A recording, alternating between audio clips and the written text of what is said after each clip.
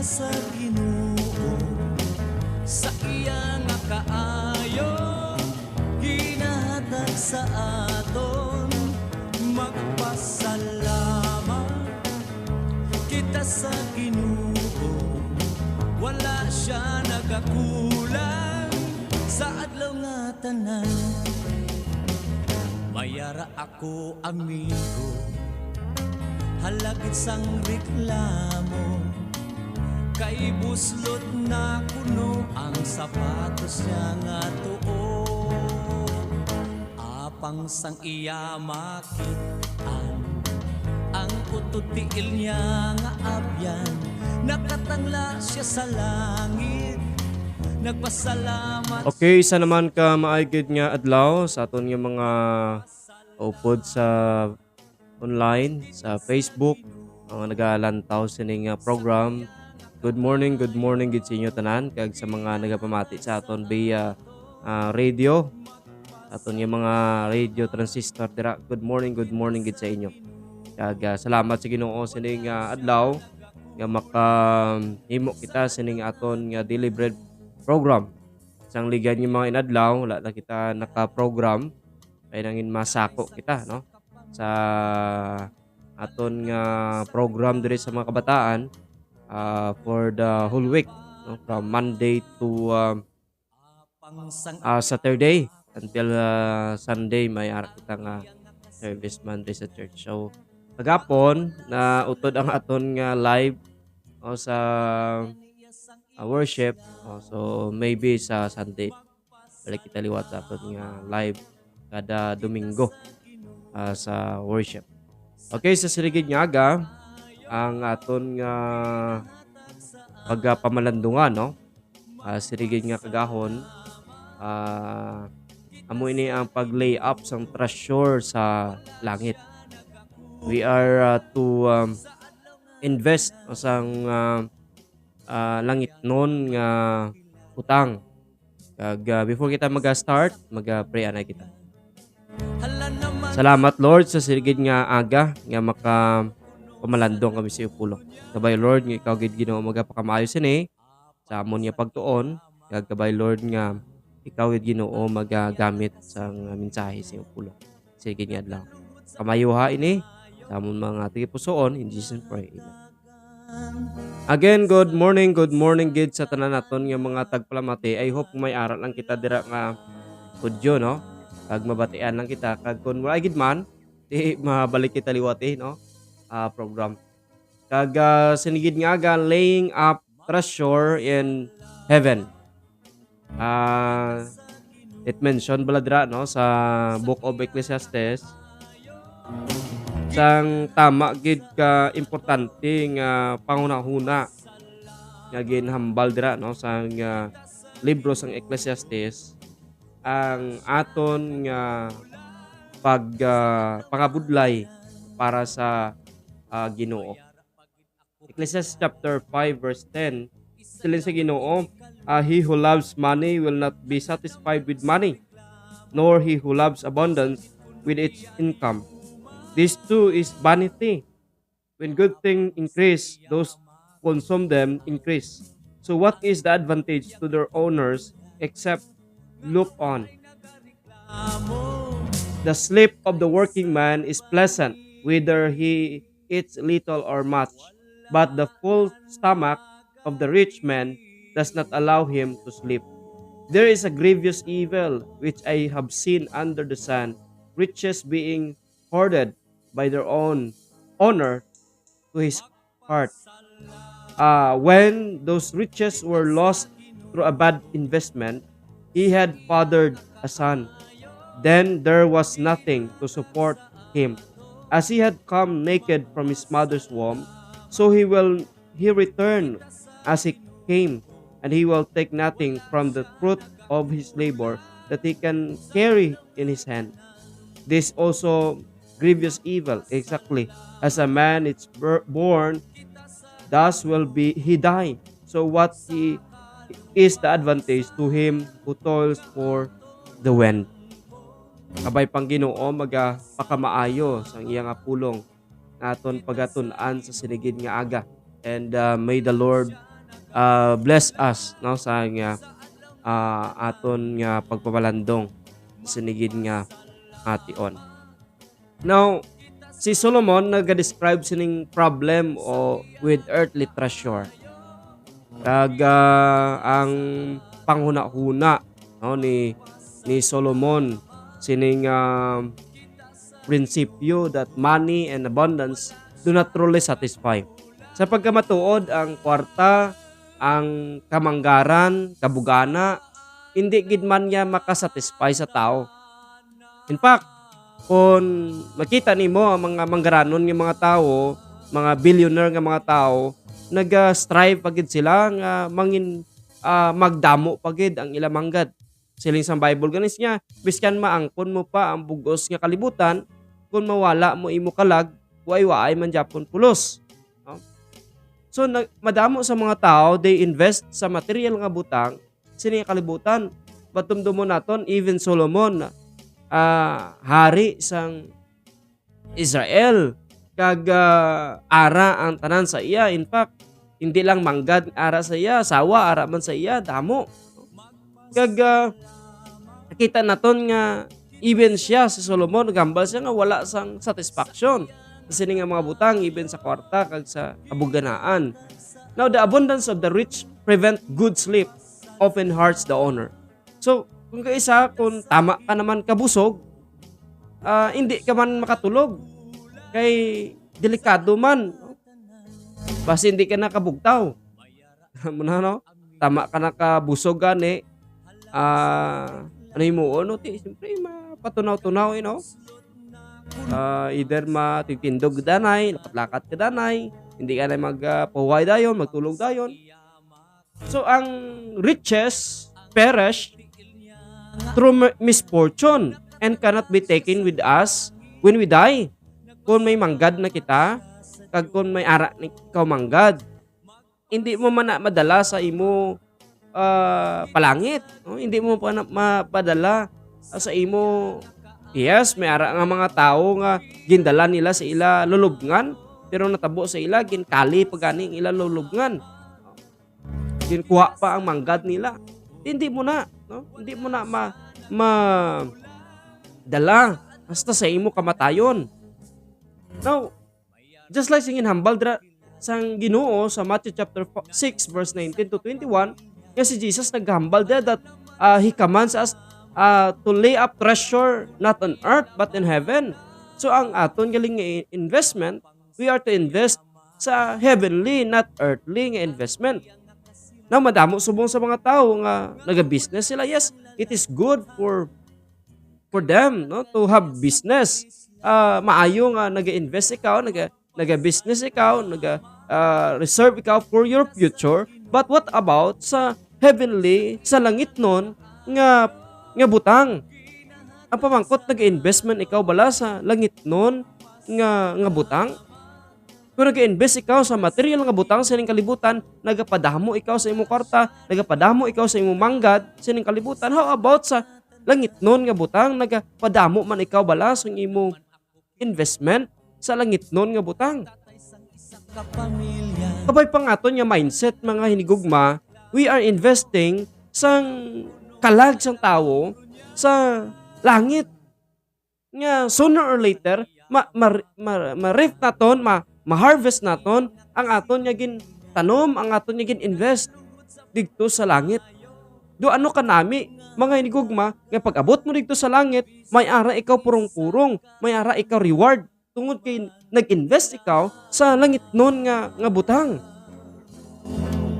Mga hinigugma, it is likely ang Hebrew nga idiom in which ang contrast na it made us emphasis bla, no, ngatag sa ato sang emphasis in John chapter 6 verse 27, no. Kung may mga Bible ka mo, pwede nyo gid na mabuksa, no. John chapter 6 verse 27.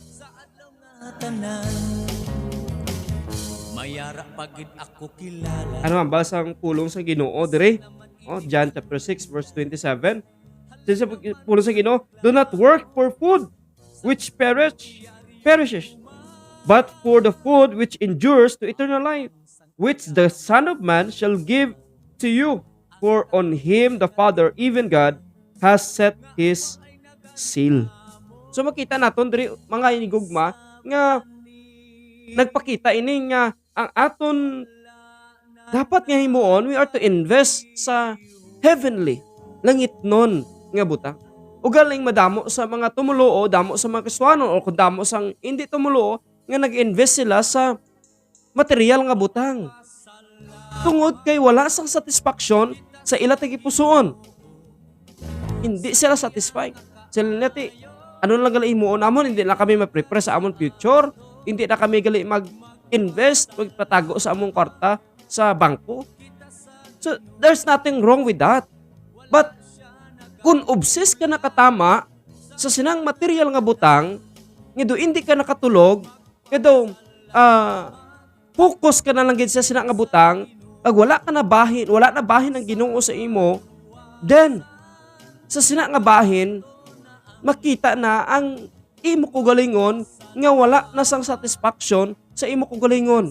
Because, dira ka na nakafocus ang imo tion, dira na lang gid tanan, para lang gid sa mga material nga butang in which nga hindi man makahatag sa imo sang total nga satisfaction sa imo tagipusoon. Now, that is wrong, no? To have earthly treasure. First, makita nato ang aton focus nga nagalay kita sang treasure sa dutanon pag hindi sa heavenly. Kabay pa nga bangin sakto ang aton perspective sa kabuhi bala, aton pananawan sa kabuhi. O nga hindi lang kita na focus sa material nga butang, but we are also to focus sa langitnon nga butang. Bisan pa sa pag-alagad sa Ginoo. Kung kisa sa pag-alagad sa Ginoo, mas ginauna pa naton ang mga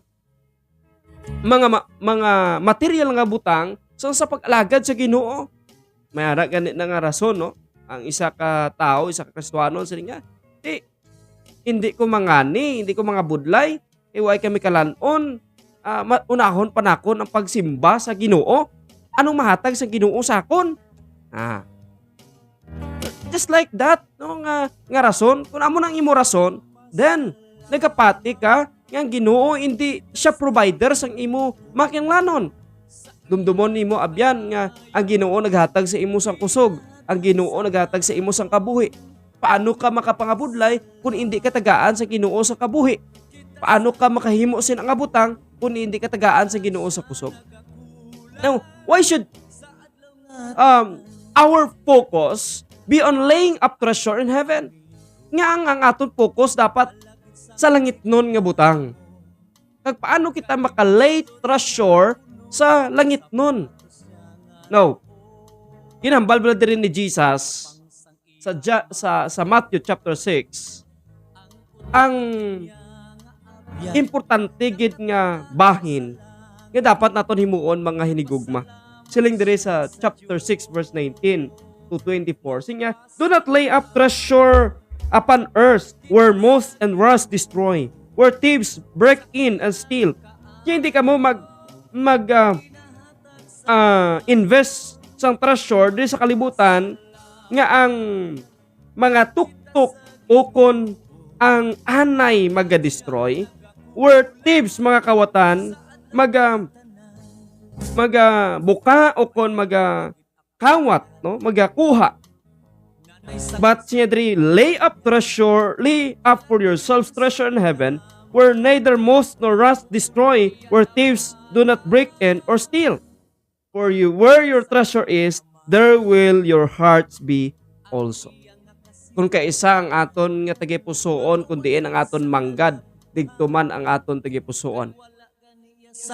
Amo na kung kaisa nga ang aton blatsagon wala na sa Ginoo, kundi ara na sa mga butang nga dutanon. We are more focused sa material nga butang. Kung paano kita maging manggaranon, paano kita maging bilyonaryo. But aton dumdumon man mga hinigugma nga hindi ina puligid makasatisfy sa aton kabuhi. Yes, it is good.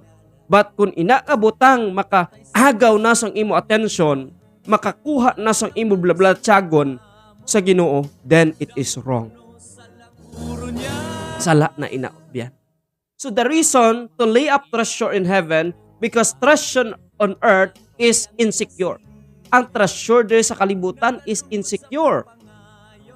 May ara sa ginatawag naton insecurity. Pwede nga ang imo ginbutangan nga bangko puto. Pwede nga ang imo bangko nga ginbutangan sa imo kwarta ransakon, kawaton, kuhaon, where moth and rust destroy. Ining material nga butang are perishable. Thieves break in and steal. Ining material nga butang are subject to thief. Di ang tao nagapangawat. Kung kita ya nga grabe na ang imo manggat. Dira nang mga korap, dira nang kawatan. Pakita naton. May gahandom sila sa imo kabuhi. Ikaw naghandom ka mga pamanggaranon, sila nagahandoman nga mga magaranon kag paagi sa lain nga pamaagi kawaon nila, kawaton nila ang imo. So there is also loss due to inflation, stock devaluation, bankruptcy, or investing to other people. Tamo sa mga tao nga naluko na, no? Gintuntob la, no? Na scam tungod sang sala nga investment. Sinya kagto ka mo sa akon kay kung mag-invest ka mo sa akon, madako pagid ang volume ang inyong kitaon kung mag-invest ka mo sa akon. Kung mag-invest ka mo di 100,000, ang mabalik sa inyo 200,000. Grabe, no? So, madamo sa mga tao sa mga scammer. Kagamito nila ini nga butang nga maganyat ka sa pag-invest sa sila nga butang para nga makagrab sila sa opportunity kag makakawat sila. Pero dumdumo naton abyan, kung mag-invest ikaw sa imo nga treasure sini nga kalibutan, dumdumo naton nga wala inisang kasiguraduhan, insecure. Treasure in heaven is secure. Once you invest sa langit nun nga butang, secure ini kay si Jesus Christ nagahambal kag nagapasiguro sa aton that there is security in Jesus. Neither moth nor rust destroy. Our treasure is imperishable. Hindi madunot, hindi makawat ang aton nga investment kung nag-invest kita sa langit nun nga butang. Kung nag-invest kita para sa Ginoo kag sa bluhaton sa Ginoo, then ina nga investment naton aton nga maangkon kag siling sang Bible, it will follow us. Magasunod sa aton. So, thieves break in and steal, ining material nga butang, subject no sa thief, subject sa pagdunot, sa anay, and kung mag-invest kita sa langit nun nga bahin, wala sang makakawat sini. Our treasure are securely guarded. Nagwardyahan gid. Guarded by the Lord. So, kita naton, our treasure is, kundi ang aton treasure, digto man ang aton na nga, tigipusoon. Where your treasure is, there will be your hearts also. So that is where our affection, our hope, our dreams will be. Sila nimo, kung nag-invest kit ikaw sa iyong bagay, dira ka may ara ka na nga handom. Sooner or later, mabakal ko sa lakyan, mabakal ko naming abalay, mabakal ko sa amo sini, mabakal ko sa amo sini, maamura ko sini. So, there's something like ang imo nga paglaom, ang imo ang mga ginadamgo nimo. Dira na ang imo tagipusoon. Dira na ang imo blatyagon sa material nga butang. If our treasure is on earth, our hearts will experience much disappointment. Damo sa mga tao nga depressed sila, damo sa mga tao nga disappointed sila, tungod kay ang ilat balatyagon, ang ilat tagipusoon, dira sa material nga butang. So as things for which you have affection, magadecay ini and one day destroy by fire. As things in which you find your primary joy are suddenly gone through things like thief. So subong gina-enjoy nimo, but hindi nimo matalupangdan, may mga tao gali nga nagahandom to kill your joy, to destroy your joy, and it will turn out to sadness. So, amo na mga higugma, mga utod, aton gid dumdumon nga it will destroy sang aton kalipay. If our treasure is in heaven, our hearts will not suffer with great disappointment. Ako ang aton treasure ara sa langit, nag-invest kita sa langit nun nga butang, ang aton tagipusoon hindi gid magantos sa mga disappointment. For our treasure is incorruptible, undefiled, and does not fade away. Nothing can take our treasure away from us, for it is reserved in heaven for you, kept by the power of God through faith. Amo na utod kami gugma. Whatever happens on earth, it will not devastate us. Hindi mag-devastate sa aton, hindi mag-disappoint sa aton. Whatever happens sa aton kabuhi sa sining kalibutan, if we are investing sang langit nun nga butang sining kalibutan, then soon we will receive sang reward kaagi sa aton nga pag-invest. When these words are taken to heart and applied, the storms of life will not overwhelm us because we have been built our foundation upon the words of Jesus. So, keep our eye on good. Ang aton nga mga mata na focus sa maayo nga butang, understanding sa sining metaphor yung gamit ni Jesus. Ang aton nga lawas, ang aton nga body is like nagarepresent ini isang soul, sang inner man. Ang aton nga eye, aton nga mata nagarepresent ini isang gaze sa kalag kag sa tagipusoon sang tao. Ining maayo nga butang, it is ambot silingon sini simple or single, it is uncomplicated. Ining malaot nga butang, it will speaks of evil, it will speaks of wicked. Kag in scripture nag-express ng evil eye, it means envious and covetous. Sometimes ang aton nga mga panulok nagadala ini, may dala ini nga gitawag naton jealousy or covetousness sa aton tagipusoon. Now, gin-explain ini ni Jesus ini nga metaphor. If the heart or gaze of the soul be good, it means simple. It is love for the things of God. Then one is filled with light and goodness and righteousness and truth. Kung ang aton tagipusoon sa laang perspective sini, it is full of envy, it is full of covetousness. Napunan ang aton tagipusoon sang kadudulman, selfishness, wickedness, and falsehood. Amo nagaling aton nga life, aton tagipusoon. When we invest sa material nga butang sa ring kalibutan, yes, though it is not bad, but mangin bad lang ini kung ang aton tagipusoon ara na dira kag wala na sa Ginoo. So si Jesus nagambal kay naga-warning sa aton to guard what goes in your eyes. Sometimes ang aton panulok nagahatag ini sang sala sa aton. Nagahatag ini sang kahisa, covetousness, wickedness. Yan, kanami siya, no? Kani ako may araman. So, you are now jealous. May ara na ikaw jealousy sa iban. The lust of the eyes. Materialism. Now, to be rich toward God, hilway kita sa ginatawag naton covetousness. Now, isa ini ka-warning ni Lord Jesus Christ. Isa ini ka-warning ni Jesus Christ.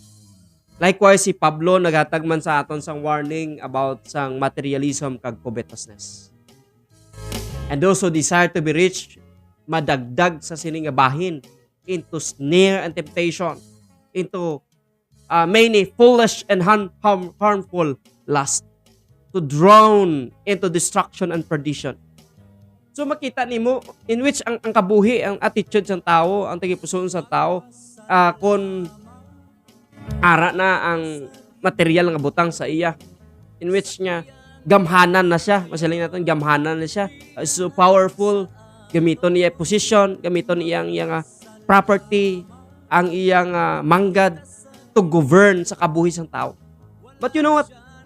Isa inigali ka butang nga ang imo nga greediness, ang imo nga kogalingon na punan na sang kalautan. So matuod gid nga ginambalik Christ that where your treasure is, there will be your hearts also. Kung diin ang imo manggad, drama ng imo tagipusoon. Sometimes kung maputo ka, sometimes kung mawad-an ka, grabe gid ka makaluluoy sa imo. Tungod kay ang imo blatsagon nahulog na sa sina nga utang. So, to make God our master, siling sa Ginoo, you cannot serve two master. Either you love the one or hate the other. You cannot love God and money. Hindi mo pwede palanggaon ang duwa.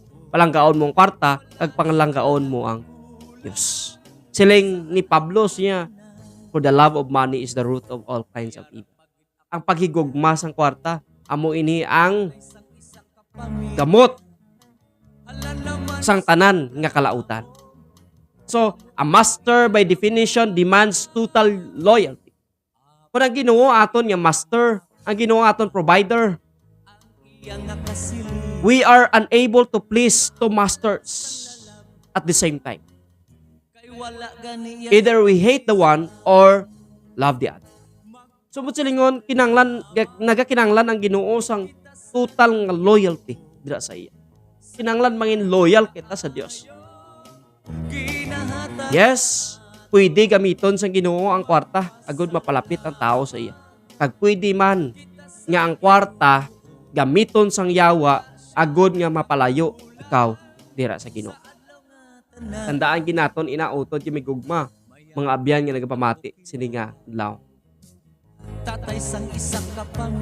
It is evident sa kabuhi sa iban nga mga tao kaya tungod may manggad na sila, do hindi na sila kadumdum sa Ginoo. Bisan gani sa pag-alagad sa Ginoo, do hindi na makadumdum sa pag-alagad sa Dios.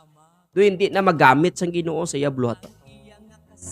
Hindi naton ma-generalize kay may mga manggaranon nga mga tao, may mga Kristohanon nga manggaranon nga ang ila kadnaw nga focus ara na sa Ginoo. Ara na sa Ginoo. Ang ila blatsagon, ang ila panulok, ang ila kabuhi is now focus dira sa Ginoo. Hindi na sa material nga butang. Kay balo sila nga ini nga mga butang nga material. Hindi ini lasting. It will not last. Pwede ini madula sa imo sa isa lang ka misok. Pwede ini madula sa imo sa isa lang kadlaw. Pwede ini kwaon sa imo. Pero kung nag-invest ikaw sa langit nun nga butang, then it will last forever. And it will follow. May ara gini isa ka istorya bala abyan kumigugma. Kaya nag-invest siya sa material nga butang. Kag napatay siya. Sang napatay siya, ano tabo? Ang iya mga kabataan nag-ilinaway. Tungod sang iya nga kwarta nga nabilin. Tungod sang palanublion. Nag-ilinaway sila hasta na naguba ng ilang nga testimony. Hasta na naguba ng ilang nga panimalay. So, abyan kayo gugma, posible matabo sa imo kabuhi. Kung ang imo ginatulok, material nga butang, kag ang imo ginatulok, kwarta. Position, popularity, fame, then it will not last. Ma-realize nimo later nga hindi gali ini makahatag sa imo sang satisfaction sa imo kabuhi. Abyan kami gugma, I hope makita nimo ang imo kaugalingon nga ini gali nga mga butang abyan. Hindi ini makahatag sa imo sang total nga satisfaction sa imo tagipusoan. May it be ma-realize nimo ina abyan. May it be ma-realize nimo ina sa imo tagipusoon sinigid nga adlaw. And may it be makita nimo nga ina nga butang gali abyan hindi makahatag sa imo sang tuman nga kalipay sa imo tagipusoon. Abyan kabiga nga ining adlaw nangin matahom mangin manami sa imo kabuhi. Kaya nakita nimo nga hindi gali ang imo focus amo ang pag-invest sa material nga butang kundi ang pag-invest sa langit nun nga butang. Damo karon sa makastuhanon nga wala na alagad sa Ginoo. Di ang ila tagipusoon is more focus sa mga tutanon nga butang. Do hindi na gani kadumdum sa paglagad sa Ginoo. Do hindi na gani kadumdum sa pakigbahin sa buluhaton sa Ginoo. Padumdumon nimo abyan. Kaya ining mo pagpangabudlay ang imong paghimo sa nga butang. Yes, you are investing sa imong panimalay. You are investing for the future. But realize, it will not last. It will not last. Posibleng ang imo pagpangabudlay, ang imo pagpakabaka sa isa kadlaw, madula lang. Maybe, padalaan kasi Ginoo sa balatian. Kag ina ang imo gin-invest, isa lang ina. Kagasto sa ospital. Sa imo bulong, sa imo maintenance. Kag ma-realize nimo, ay tuod, wala gid ini nakahatag sa akon sang maayo nga buwasdam lang. Yes, maybe in the future sila nimo may maayo na nga buwasdam lang ako ng bataan ay may mga material lang nga butang nga akon i-invest. Yes, it is good, maayo ina. Pero kung wala na ina, wala dira ang Ginoo, kag wala dira ara dira ang imo tigipusoon, then it will not give you a satisfaction. Utod mi gugma, invest yourself sa imo galingon. Treasure in heaven. Treasure in heaven. Sabay pa nga ang Dios magapakamaayo sa aton sining adlaw, and may God bless you, and thank you gid sa inyo nga pagsunod sa sinigid nga adlaw sa sining program. Sa Ginoo wala siya nagakulang saan Salamat kita sa aton nga mga viewers, no? Pastor Romeo Argiles, ang aton nga regional director sa Spin Media Negros. So good morning sa imo, Pastor, and have a great day sa imo sinig adlaw. God bless man sa imo sinig adlaw. Kag sa iban po naton nga mga abyan, no, sinigid nga aga na nagapamati sa sining program. Thank you gid sa inyo nga pag-upod sa aton sinigid nga adlaw. Ay labi na gid kay Nung Virgilio Ligada, good morning. Kay Maninoy Robert Campilianos, good morning. Kay Kalpuporo Myra Makaya, good morning. Kay Jinjin Escabarte, kay Jake Mendoza, good morning. And thank you so much gid sa inyo nga pag-upod sa sining program, and sa iban pa gid naton nga mag-view o kon mag-replay sa sining program, maayo gid nga adlaw, and may God bless sa aton. Good morning, and madamo gid ka salamat. And may God bless. Good morning, and madamo. Apang sang iya makitaan ang iyang nakasilingan, nagaluhod sa pagpangayo nga hatagan.